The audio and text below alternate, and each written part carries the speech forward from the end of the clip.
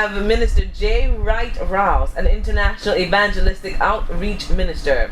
She's a poet, a playwright, and author, and founder of Rouse Ministries, established in 2002. Now, the ministry's public subdivision has published books like Daniel in the Lion's Den, children book series, and we'll be hearing more about that. So we officially welcome you to CITA Radio. Good morning, good afternoon, to you, Minister Rouse. How are you? I'm well and truly blessed. Praise the Lord. Well, you know, when it comes to being an author, and then you still have, you're an evangelistic outreach minister, how do you combine the two? Because we tend to focus on one area. My ministry is just Jesus. And so as I'm called to do what I have to do, I just do it. It didn't initially start as a ministry and author. I ended up doing ministry from 2002. Well, actually, I was ordained before that. But my ministry, Rouse Ministry, started in 2002. And it's only a year and a half ago that I got into writing. And then God birthed that new area. Oh, God has been birthing so much. I feel like I've got twins because they're all so close together. It started as writing, and then I actually went to get it published, and I started to realize that the people who were working with it didn't seem to know what they were doing, and I seemed to already know what I was doing. So I said, my mom said, you know what? Why are you always paying people to do stuff when you still end up having to fix it and doing it better? So I wasn't happy, but eventually I gave birth to Rouse Ministries Publishing, and it's exploded since, because from that point, within that year and a half, I think I've written about 10 to 12 books. And when God is ready to use you, He will just use you. As you avail yourself. Yes, and then from there, we just graduated into broadcasting and communication, and that is a testimony in itself, because I never used to go anywhere outside of church. I would go places, but I always had company. I would never really boldly go someplace on my own, even as a minister. And I actually do Lent. And I, instead of actually giving up something, I gave up something. But the Lord told me, this year you're going to take something on. And I thought, can I even do that? And He said, if I tell you you can, you have to do what I tell you. And so it was boldness. It was very uncomfortable for me. I was not as publicly bold as people think I am, and it just happened, and it was very uncomfortable. And then by April, May, He said, okay, guess what? And I'm telling you, it's just taken off. It has. I've done red carpet interviews. I've done the Soweto Gospel Choir. I'm being pulled from international people to interview them, and it's really unique. When your favorite author, Christian author, who you look up to, keeps chasing you so you can interview them, it's unbelievable. But God is so powerful. And I think the testimony alone is, if you try to do things your own way, it slows down the progress and the process of what the Lord has for you to do. If you just let Him do it, well, I don't even have to tell you. Just take off and you just follow. It's so like I say I follow Jesus, but my Jesus runs. Amen? Well, you know, we're talking about you being an evangelistic outreach minister. We're talking about publishing. We're talking about you as a broadcaster. But let's go back to the beginning. Who is J. Wright Rouse? Well, initially I got saved at the age of 7, and I loved Him.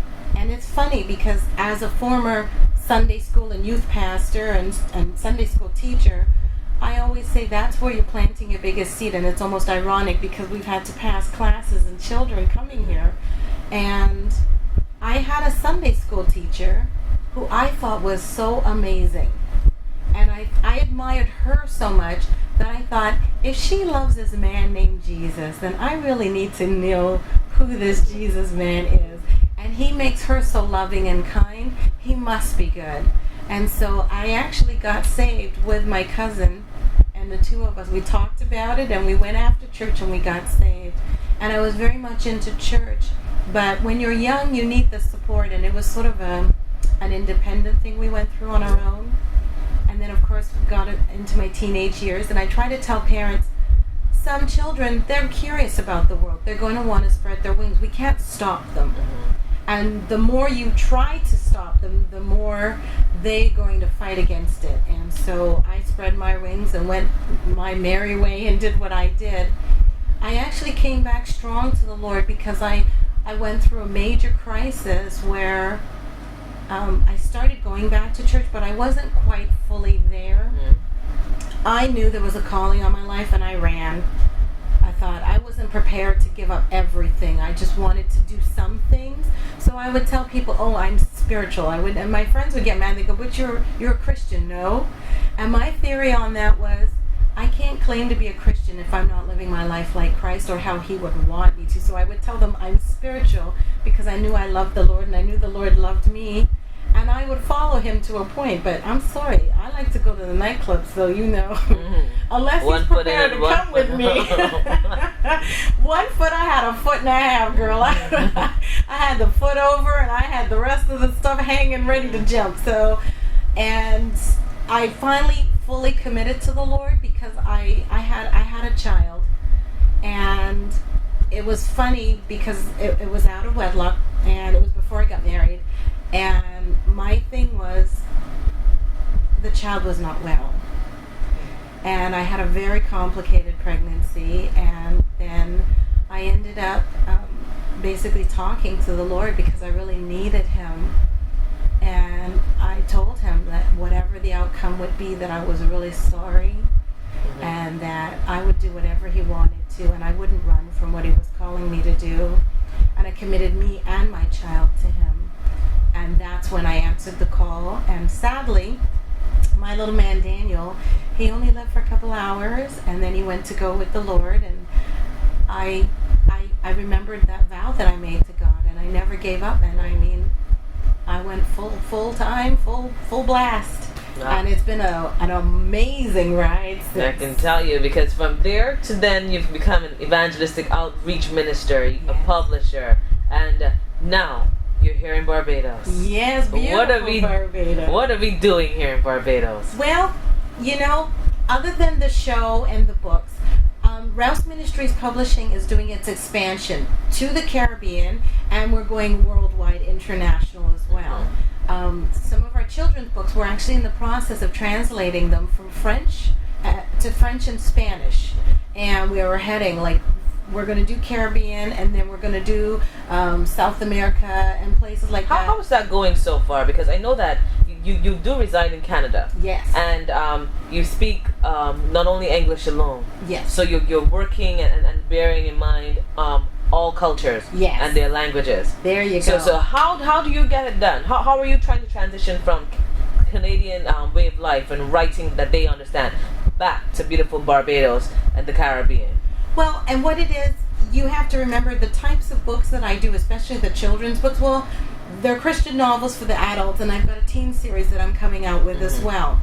But the children's book, if they're not Christian, they're life lessons. Okay. So everybody can relate. I have an anti-bullying book. It's called If I'm Important, You Are Too. It teaches, everybody knows about that, and everybody can understand. And even though they're life lessons, they may not be Christian-based, but love your neighbor as yourself. Same kind of concept. They are Christian-based, but applicable to all areas of life. Exactly. And every child, no matter where they are, is going to understand you don't bully people. There are kids who are afraid of the dark. Period. Yes, there are kids afraid of the dark. Sharing in numbers teaches children how to count while having fun and sharing. Okay.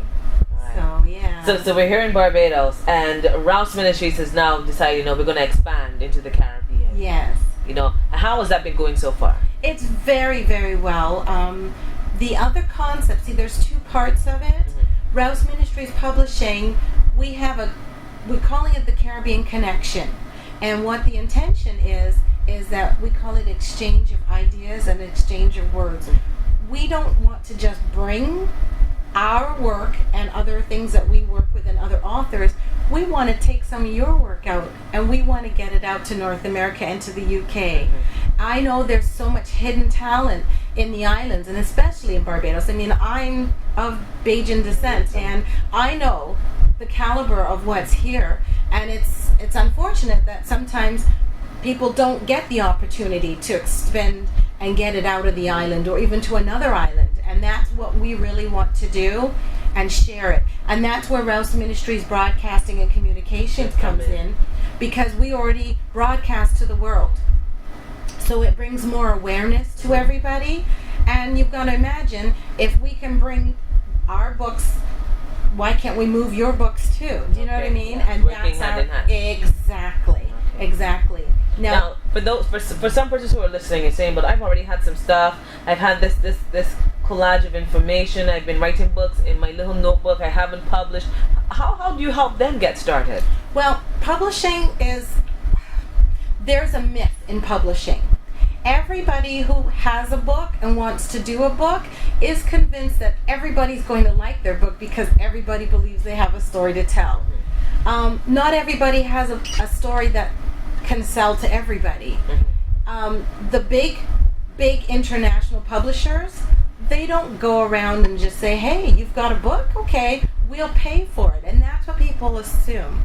Most publishers will not pay for a book unless you have to be somebody that's very well known. I mean, if it's like Brad Pitt or something, well, they know. Everybody's going to buy the book, even if he just writes an ABC book. It'll sell. They're all about money. What happens is self-publishing is the genre that everyone has to use. We help people to self-publish within a confined and structured setup. And what happens is you're still paying for what you have to do, but we help to cut the costs. And as Christians, we're not out to make a fortune off of anybody. We just want to help people. Now, regular publishing companies, if your book is marketed and promoted and starts to sell, they will watch you. And that's when they want to basically come along and maybe offer you something, but that's not how it works. Okay. So how can we contact you? Well, there's Pastor J. Rouse at gmail.com or Rouse Ministries Publishing at gmail.com. Okay, can you spell that for our listeners? ROUSE Ministries, MINISTRIES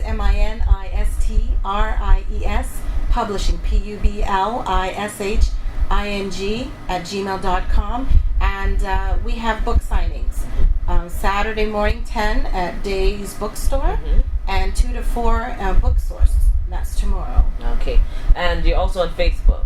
I'm on Facebook, Rouse Ministries Broadcasting and Communications, or you can also look it up as Pastor J. Rouse. Okay.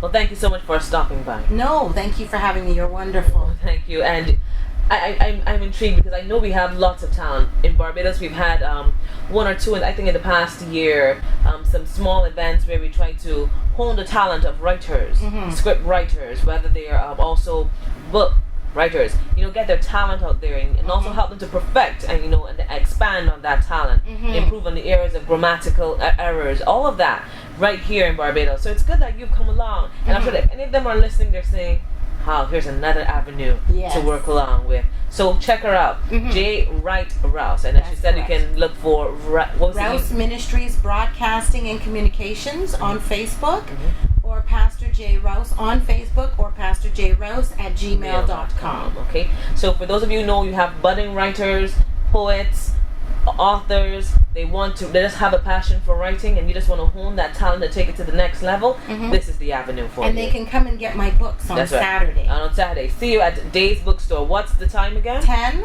until 12, and 2 to 4 at Book Source, and they will be carried in pages as well. Okay.